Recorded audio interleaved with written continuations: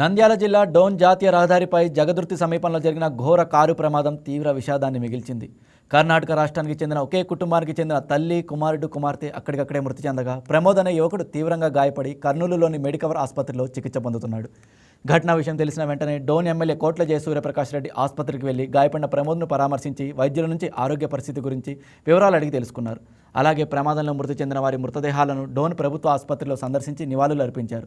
అనంతరం బాధిత కుటుంబ సభ్యులను పరామర్శించారు. ఒకే కుటుంబానికి చెందిన ముగ్గురు దుర్మరణం చెందడం అత్యంత బాధాకరమని ఎమ్మెల్యే తెలిపారు.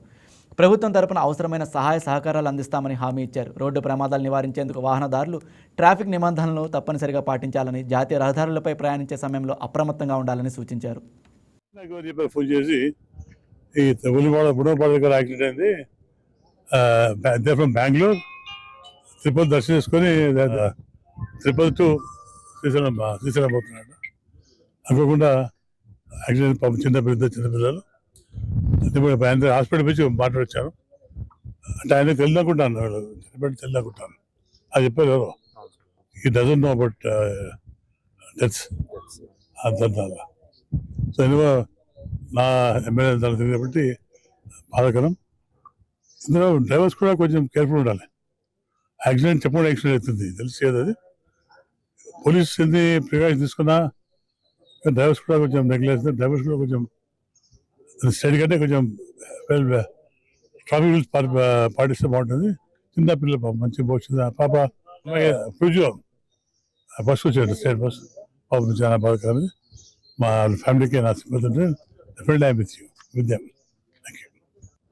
నిన్న ఫిబ్రవరి 27 ప్రమోద్ మరియు వారి కుటుంబ సభ్యులు బెంగళూరు నుండి శ్రీశైలంకి వెళ్ళే క్రమంలో ఉదయం నిన్న 9:30కి బెంగళూరు నుండి బయలుదేరినారు. డోన్కి వచ్చేసరికి 1:30 ఆ టైంలో అయింది.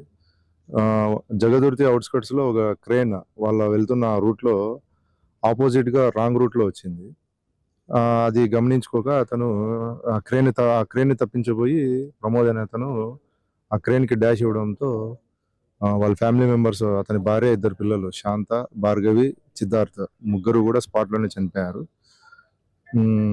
ప్రమోద్ని మెడికవర్ హాస్పిటల్కి షిఫ్ట్ చేశాము. అతను అండర్గోయింగ్ ట్రీట్మెంట్లో ఉన్నాడు, ట్రీట్మెంట్ తీసుకుంటున్నాడు. ఇప్పుడే పోస్ట్ మార్టం పూర్తి అయింది. కేసు నమోదు చేసినాము. డ్రైవర్ని అదుపులోకి తీసుకున్నాము.